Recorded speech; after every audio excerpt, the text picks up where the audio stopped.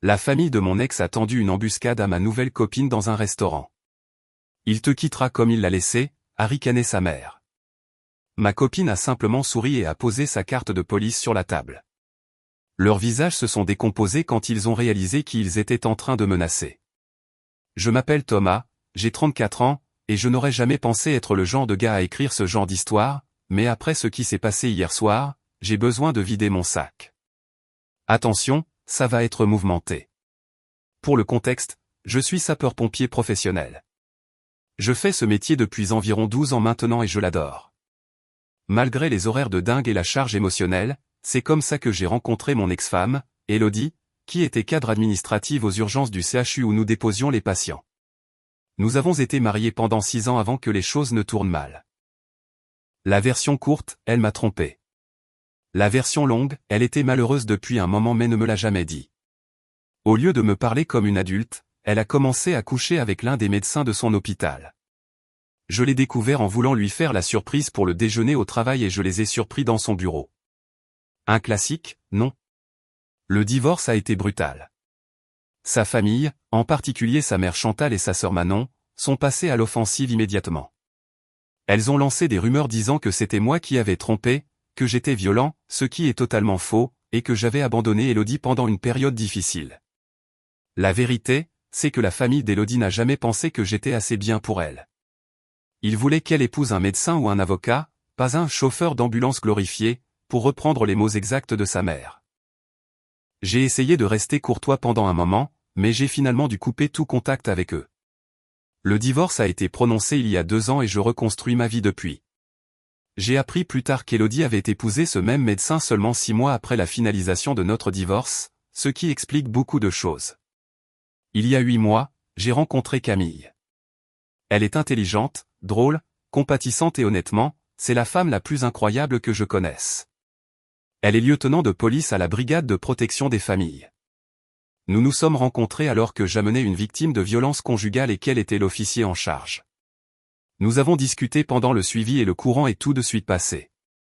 Nous sommes ensemble depuis ces 8 mois, même si nous y allons doucement pour fusionner nos vies. Nous avons tous les deux des carrières exigeantes et des bagages émotionnels.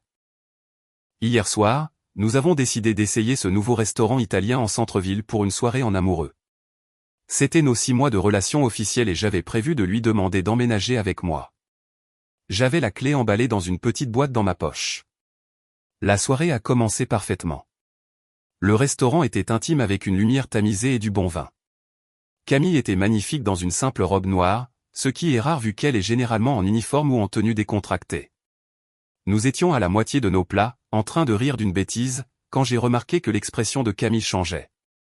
Elle regardait par-dessus mon épaule, le visage devenant sérieux. « Ne te retourne pas », a-t-elle dit doucement, mais je crois que quelqu'un nous observe. Avant que je puisse répondre, j'ai entendu une voix familière derrière moi. « Tiens, tiens, tiens.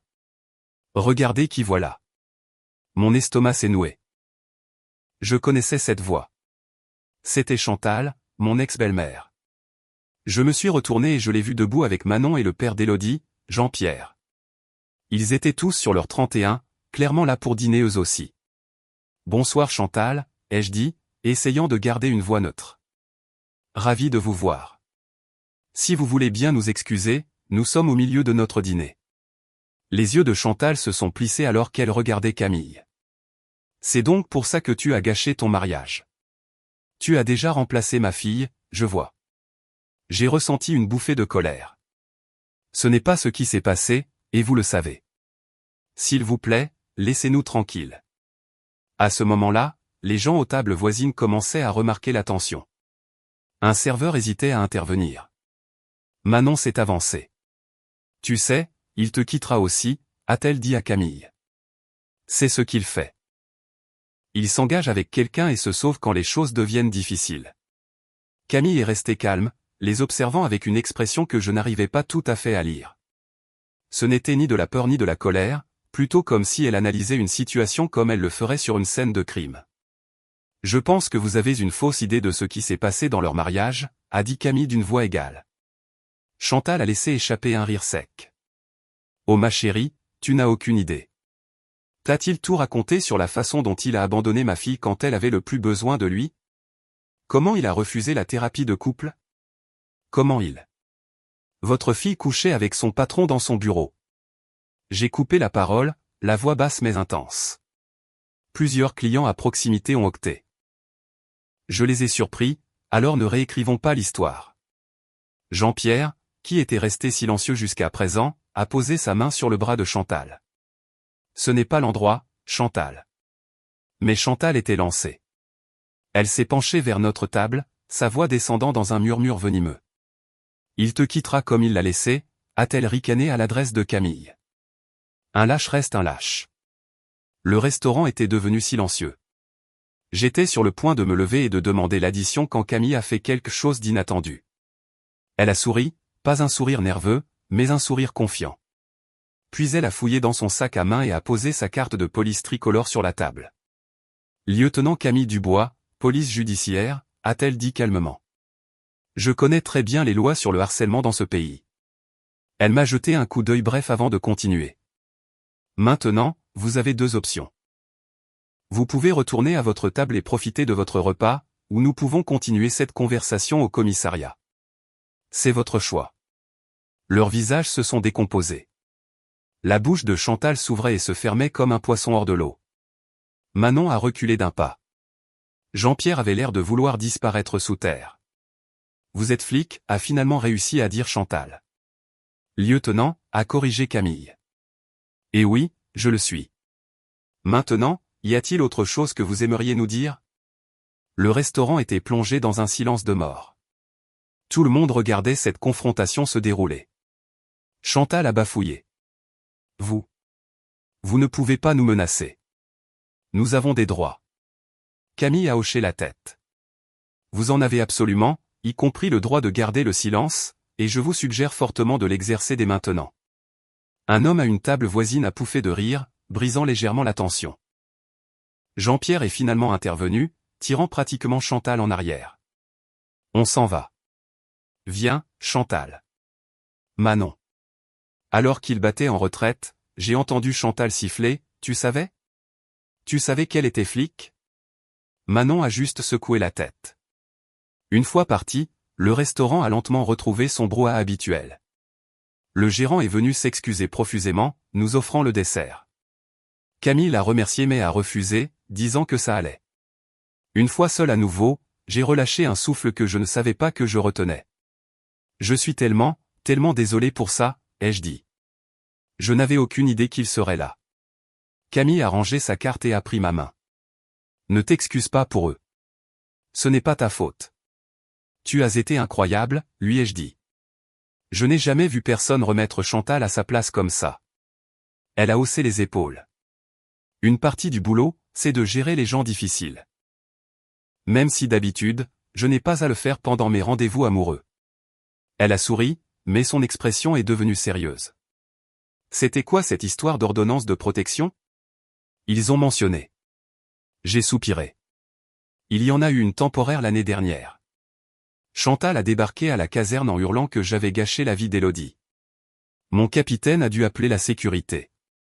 C'était humiliant, alors j'ai demandé une ordonnance d'éloignement. Elle a expiré après 6 mois. Camille a hoché la tête, compréhensive. Ont-ils fait autre chose? J'ai hésité, puis j'ai décidé qu'elle méritait toute la vérité. Le frère d'Élodie a rayé ma voiture avec ses clés une fois et ils ont appelé mon travail à plusieurs reprises avec de fausses plaintes. Rien n'a abouti, mais ça fait beaucoup. C'est du harcèlement, a-t-elle dit, la policière en elle ressortant. Tu pourrais porter plainte. Je voulais juste que tout ça s'arrête, ai-je admis. Je pensais que si je les ignorais, ils finiraient par passer à autre chose. Camille a serré ma main. Certaines personnes ne passent pas à autre chose. Elles se nourrissent de drames et de leurs propres sentiments de justice. Elles ont besoin de quelqu'un à blâmer. Nous avons fini notre dîner en essayant de sauver ce qui restait de notre soirée. J'ai décidé de reporter la question de l'emménagement. Le moment ne semblait plus approprié. Mais alors que nous quittions le restaurant, Camille m'a pris à part sur le parking. Je dois te demander quelque chose, a-t-elle dit. Et j'ai besoin de la vérité. Mon cœur a coulé. Ça y est, ai-je pensé, elle va demander si ce qu'ils ont dit était vrai. Que s'est-il vraiment passé avec ton mariage, a-t-elle demandé. Je connais les bases, mais ce soir m'a fait réaliser qu'il y avait peut-être plus que ça. Je me suis appuyé contre ma voiture et je lui ai tout raconté. Comment Elodie et moi avions commencé à nous éloigner après sa promotion. Comment elle était devenue plus distante, travaillant tard. Comment sa famille avait toujours fait de petites piques sur ma carrière, suggérant que je n'étais pas assez ambitieux. Comment, lorsque j'ai découvert la liaison, Elodie a d'abord essayé de me blâmer, disant que je n'étais jamais émotionnellement disponible à cause de mon travail. Sa famille a immédiatement fait bloc, ai-je expliqué. Ils l'ont aidé à déménager pendant que j'étais de garde. Quand je suis rentré, la moitié de nos affaires avait disparu. Ils ont littéralement fait les cartons pendant que je fonçais dans un immeuble en feu pour sauver une famille.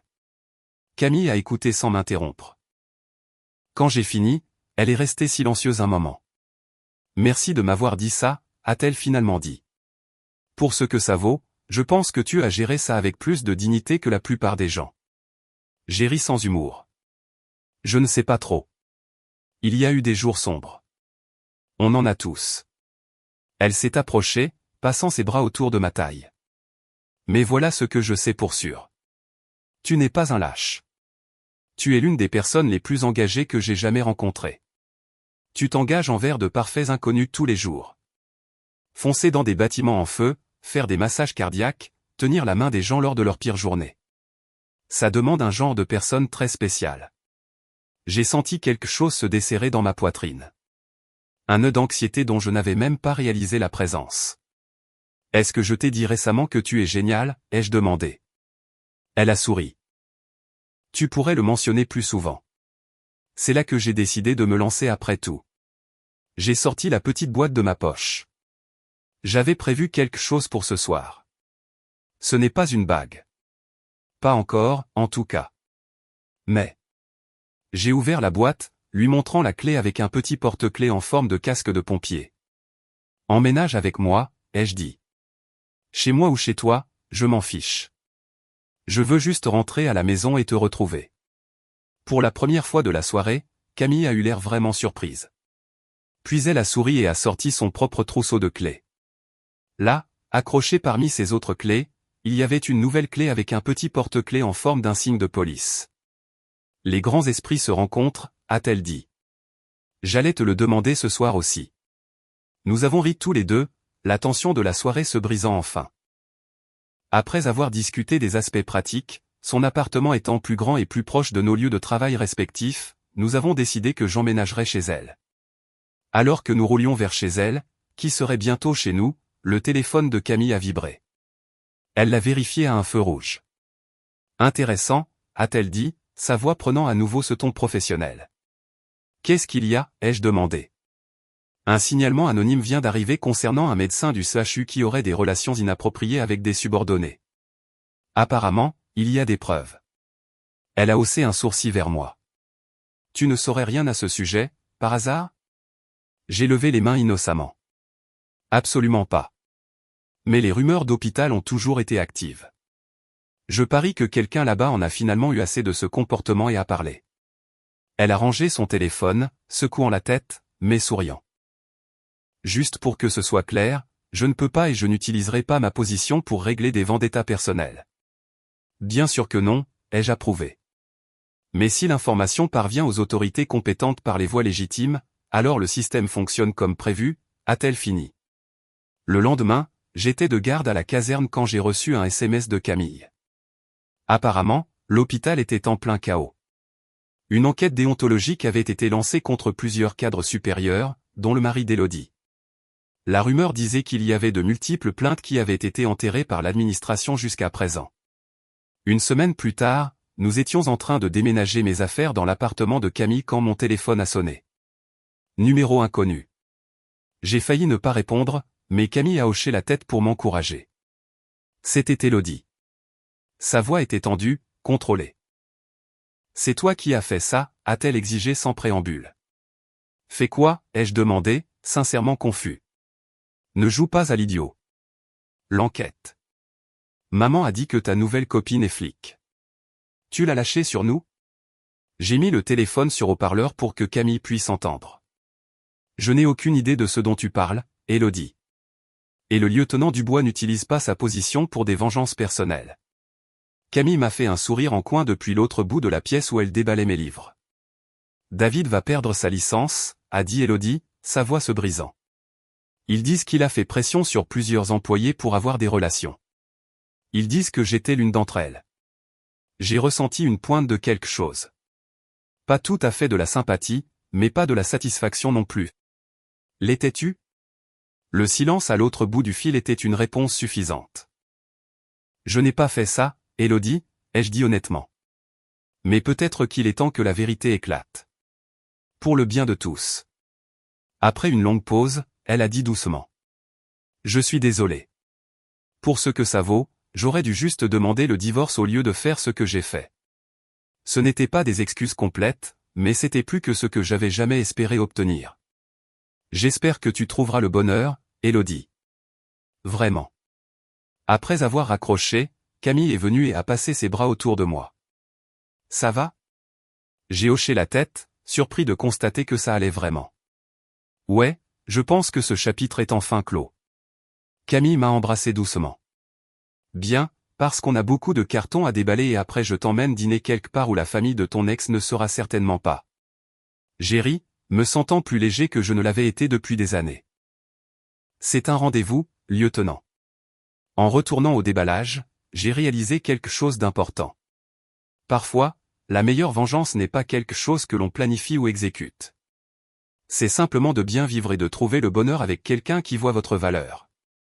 Et parfois, c'est de regarder le karma faire son travail pendant que vous vous concentrez sur la construction de quelque chose de nouveau. Camille et moi vivons ensemble depuis 2 mois maintenant. Sa carte de police et mes insignes de sapeur-pompier sont accrochés côte à côte sur des crochets près de la porte. Un rappel de qui nous sommes et de ce que nous avons construit ensemble. Et chaque fois que je les vois, je souris, en pensant à la tête de Chantal quand elle a réalisé exactement qui elle était en train de menacer. La vie a parfois une drôle de façon d'équilibrer les choses.